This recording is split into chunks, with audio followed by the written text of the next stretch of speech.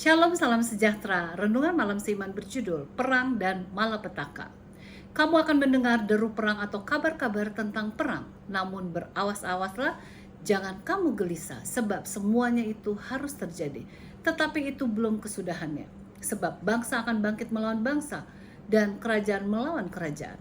Akan ada kelaparan dan gempa bumi di berbagai tempat. Matius 24 ayat 6 dan 7.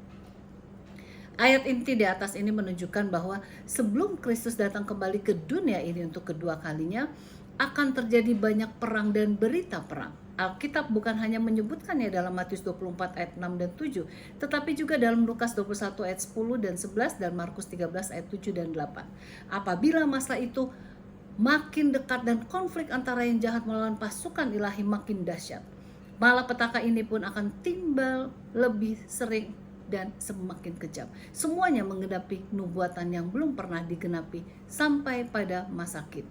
Marilah kita lihat beberapa di antaranya, yaitu yang pertama, peperangan. Sekalipun peperangan telah menggenangi sejarah manusia, perang yang berlangsung akan melebihi apa yang pernah terjadi sebelumnya. Perang Dunia 1 dan 2 telah mengakibatkan kerusakan dan penderitaan yang jauh lebih besar daripada yang sebelumnya, sekalipun digabungkan. Banyak orang yang melihat kemungkinan adanya perang lain yang melibatkan seluruh dunia. Perang Dunia II bukanlah perang yang menghancurkan sama sekali. Sejak perang itu berakhir, tidak kurang dari 140 konflik bersenjata dengan menggunakan senjata konvensional yang menewaskan lebih kurang 10 juta orang. Yang kedua, bencana alam. Bencana alam tampaknya bertambah secara pesat dalam tahun-tahun belakangan ini. Belum lama berselang, bencana alam datang silih berganti yang mengakibatkan orang terheran-heran apakah dunia ini sudah semraut, dan bahwa jika dunia ini mengalami perubahan besar dalam iklim dan struktur, maka bencana itu akan makin bertambah pada masa mendatang. Yang ketiga, bala kelaparan.